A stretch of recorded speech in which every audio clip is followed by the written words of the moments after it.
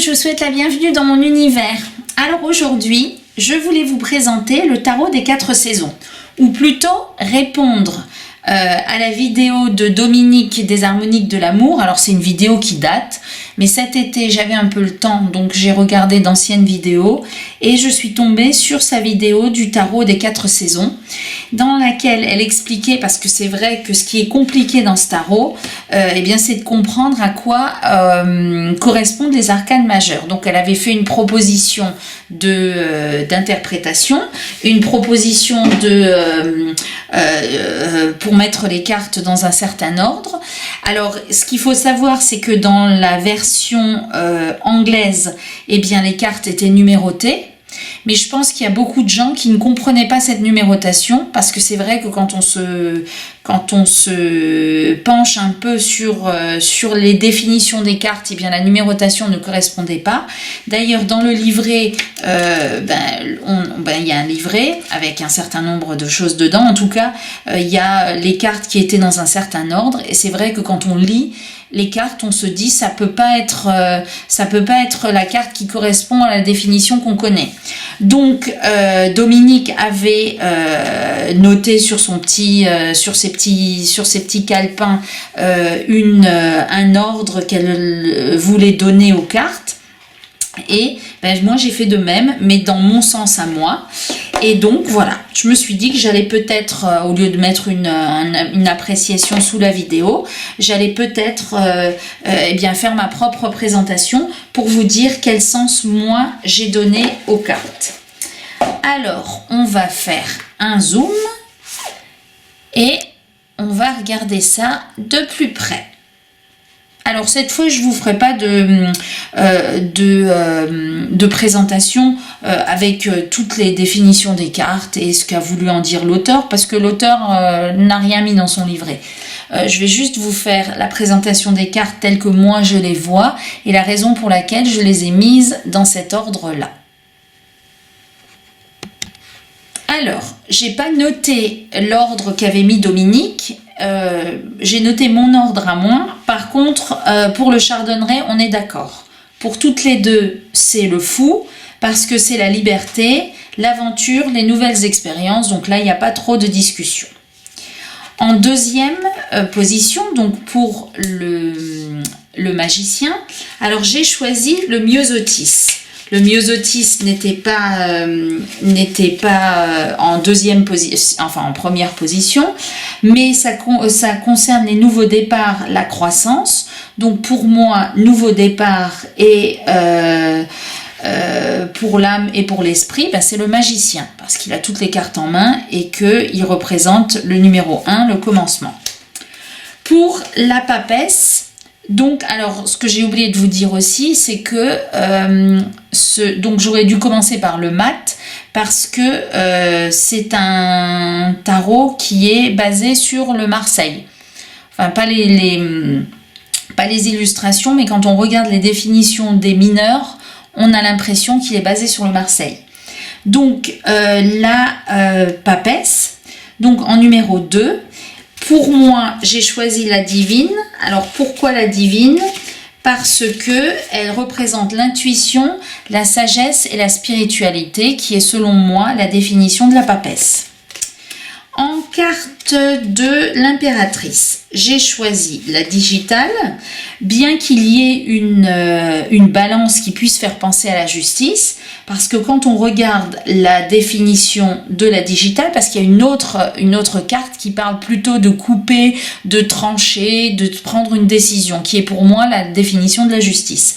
Donc j'ai regardé la définition de cette carte, la digitale, et elle symbolise l'équilibre, l'équité, la modération, mais surtout elle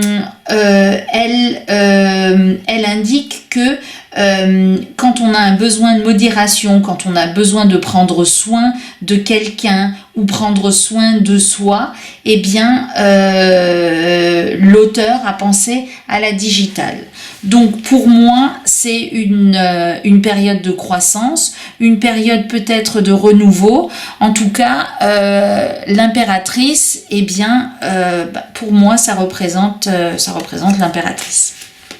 Ensuite, Pour l'empereur, j'ai choisi la carte du Lupin parce que ça représente les compétences, le succès, le talent et surtout l'exploitation de ses compétences et la détermination. Et qui est plus déterminé que l'empereur? Eh bien, personne. Ensuite, pour le pape, j'ai choisi la sorcière. Alors, dans le livret, on la voyait en seconde position, donc on aurait pu penser que c'était la papesse. Mais pour moi, le pape, c'est la sorcière. Pourquoi? Parce qu'on nous parle de conformité, du retour au conformisme, des routines confortables et on peut aider à reconnaître des schémas et à se libérer. Cette carte peut se rapporter à un mariage ou à un partenariat ou à une religion et à une figure d'autorité. Donc, clairement, c'est le pape pour moi. Les amoureux, alors je ne me suis pas fondée sur les noms. Je me suis dit que peut-être que la carte des amoureux ne serait pas représentée par la carte des amoureux. Mais finalement, c'est quand même le cas. Donc, voilà.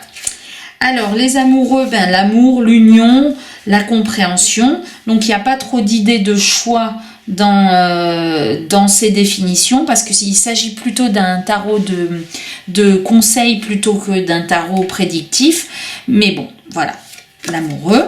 Ensuite, pour le chariot. Alors, le chariot, c'est la carte qui m'a posé le plus de soucis parce que je ne trouvais pas le rapport avec ce fil qu'on coupe. Je me suis dit que c'était peut-être l'idée de justice, mais finalement l'aube.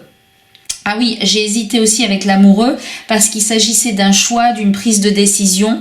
Par contre, lorsqu'on le lit, le détail, on voit que c'est une décision pour passer à autre chose, pour avancer, pour s'organiser de manière logique et bien pour aller dans la bonne direction et pour vaincre. Donc, l'aube me fait penser au chariot.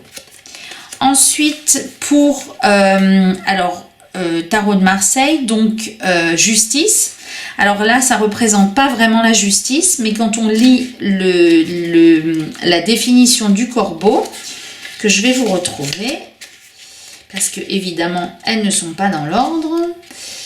Le corbeau, c'est décision, bon jugement. Ça représente un conflit en soi ou dans un domaine important de votre vie, où vous devez couper une situation, prendre une décision et aller dans une direction déterminée en ayant pris cette décision. Donc pour moi, c'est la justice. Ensuite, l'ermite. Alors je crois que sur l'ermite, on était d'accord. Donc la carte du crépuscule qui... Alors déjà de par sa représentation, on voit l'illumination dehors, on voit ce chat, on voit cette porte ouverte. Et quand on regarde la définition, alors elle aurait aussi pu me faire penser à la force, mais vous verrez que la force a une autre définition. Donc là, on est dans le calme, dans la perte d'énergie, dans le courage, et on nous indique que en période difficile, pour progresser et avancer, eh bien, il faut se recentrer sur soi, qu'il y a la lumière du soir, la lumière qui tombe, et que c'est à ce moment-là où on peut en profiter pour être tranquille et pour réfléchir. Donc pour moi, c'est l'ermite.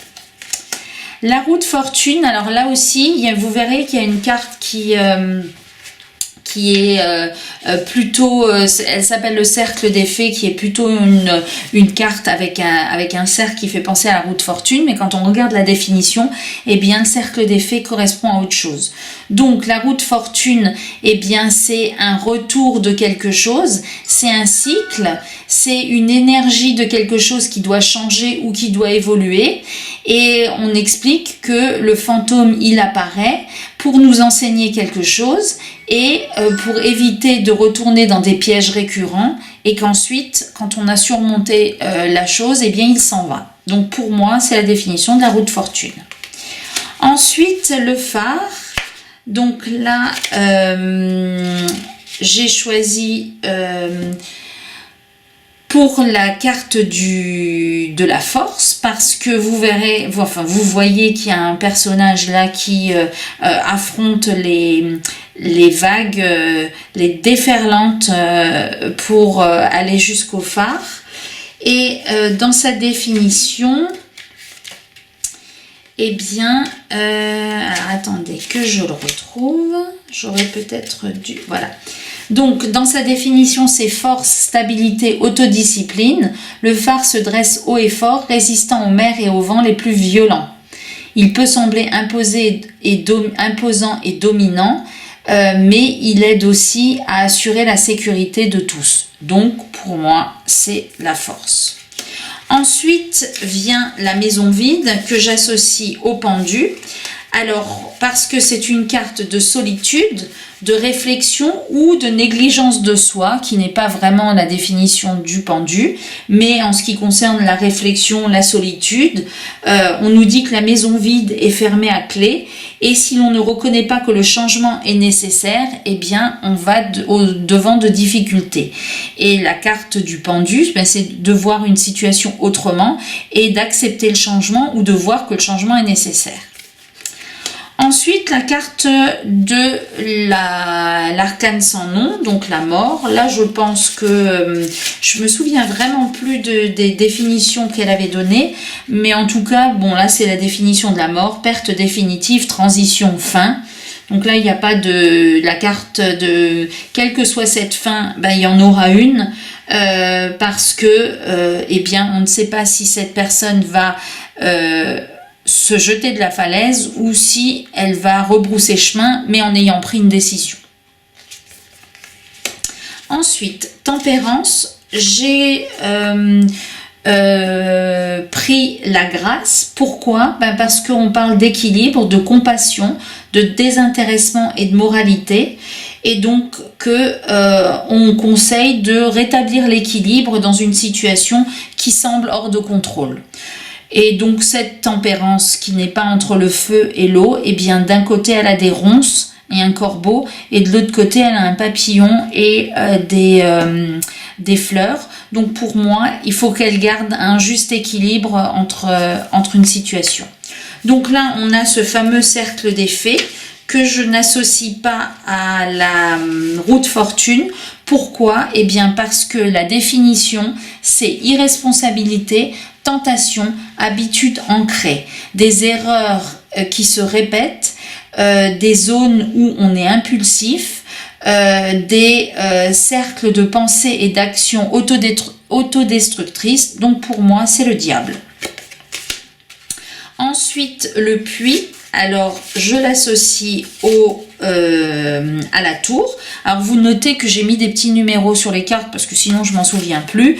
Et puis, vous verrez que pour les mineurs, j'ai fait la même chose parce que j'ai pas envie d'aller chercher à chaque fois dans le livret la définition des cartes. Donc, là, on est dans piège, rupture, autodestruction, qui aurait aussi pu être, quand on voit la rupture, la carte de l'arcane sans nom, mais on est là dans un trou sombre et profond, on se sent piégé et submergé par quelque chose qui nous a attaqué d'une manière subite. Donc, on aurait pu la confondre dans l'autodestruction avec le diable, mais il n'y avait pas cette idée d'être attaché à quelque chose. Il y a cette idée d'avoir vécu un bouleversement et d'être au fond du trou. Ensuite, l'étoile, alors là c'est pareil, j'ai vérifié, si on peut dire ça, j'ai vérifié que ça correspondait bien à l'étoile. Donc on est dans l'espoir, dans le calme, dans l'amour de soi et le pouvoir personnel. Ensuite, la lune. Donc là, on est dans le mystère, l'imprévisibilité, les changements futurs. Le soleil, on est dans l'abondance, la guérison, le bonheur et la gratitude.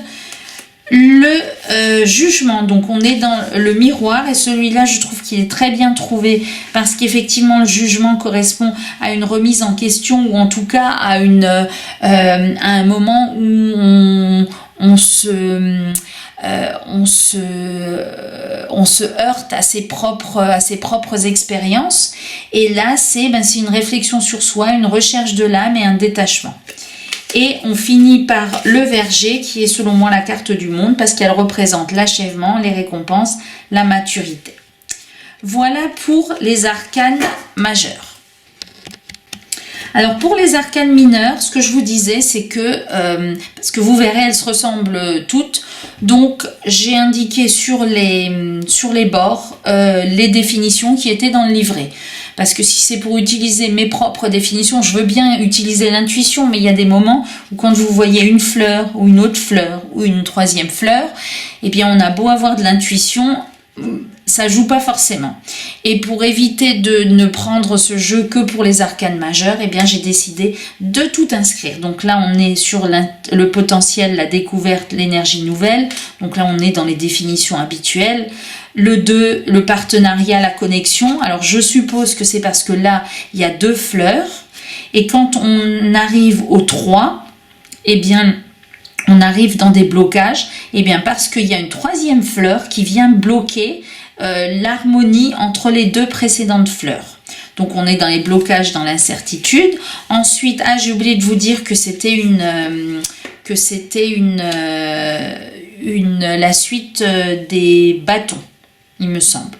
Attendez, je vais vérifier. Il me semble que l'automne, non, le printemps.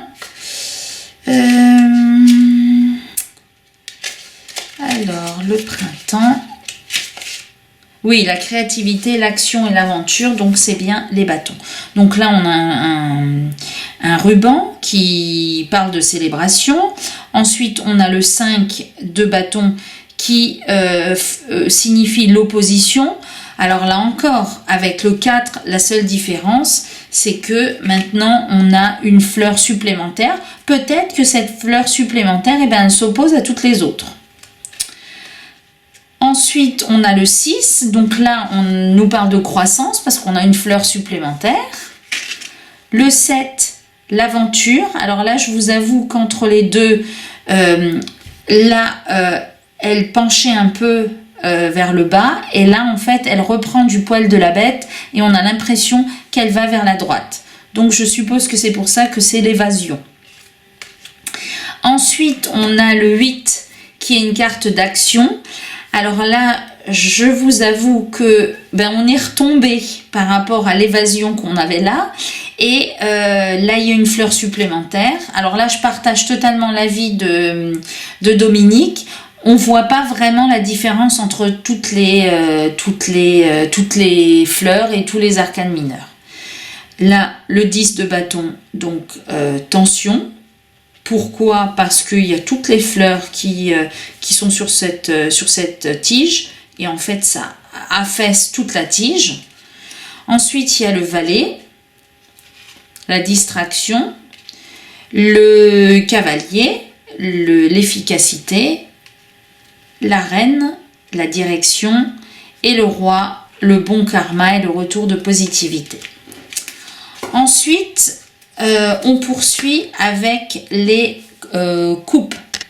Donc, c'est l'as d'été avec la sincérité, l'intensité. Ensuite, on a le 2 de coupe, donc la confiance. Ensuite, on a le 3 avec 3 fleurs, la coopération. Le 4, alors là, on est dans l'insatisfaction parce qu'on a perdu un pétale. Ensuite, on est dans la perte, parce que là, c'est plus un pétale qu'on a perdu, c'est toute une fleur. Le 6, on est dans le renouveau, et bien parce que il y a une nouvelle fleur qui a poussé à la place de celle qui est tombée. Le 7, alors on est dans la rêverie, mais là, je vous avoue qu'il y a un peu plus de fleurs. Le 8, on est dans la confusion. Là, on ne voit pas pourquoi on est dans la confusion parce qu'à part cette fleur-là, eh bien, c'est la même chose. Le 9, c'est pareil. Et le 10, on est dans la famille et dans la nouvelle génération parce qu'il y a une fleur qui pousse. Le valet, le cavalier, la reine et le roi. Ensuite, on passe à l'as d'automne qui représente l'as d'épée. Donc là, on a une perception, conscience de soi. Ensuite, on a le 2 d'épée. Donc là où on n'arrive pas trop à choisir, alors c'est vrai que là les deux fleurs, eh bien elles se croisent.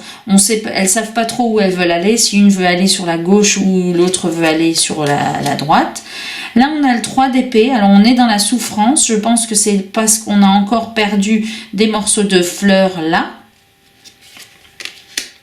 Le 4 qui est censé être une carte de repos et alors dans sa définition de guérison, peut-être parce que toutes les fleurs qui étaient là par terre, et bien là, on a de nouveau des fleurs sur cette branche-là, qui en avait perdu.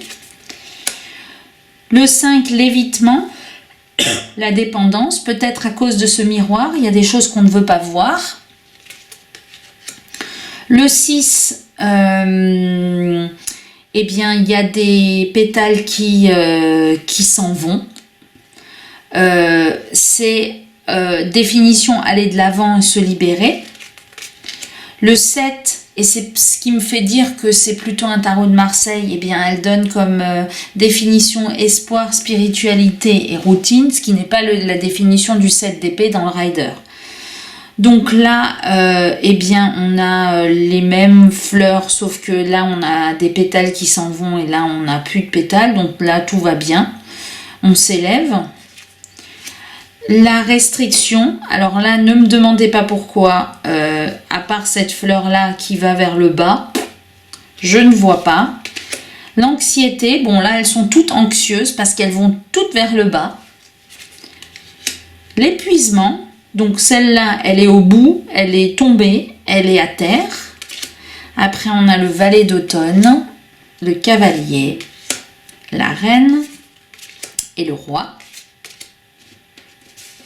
Après, j'aime bien, c'est sûr que les mineurs ne sont pas très intéressants, mais j'aime beaucoup les majeurs et puis j'aime bien ces représentations, c'est frais et puis ça change un petit peu des tarots compliqués. Ensuite, on passe, alors qu'est-ce qui nous manque? Il nous manque les deniers. Alors attendez, je vérifie. Les cavaliers d'automne, as d'hiver, oui, le travail, la finance, les sécurités et la santé physique. Donc là, on a une opportunité.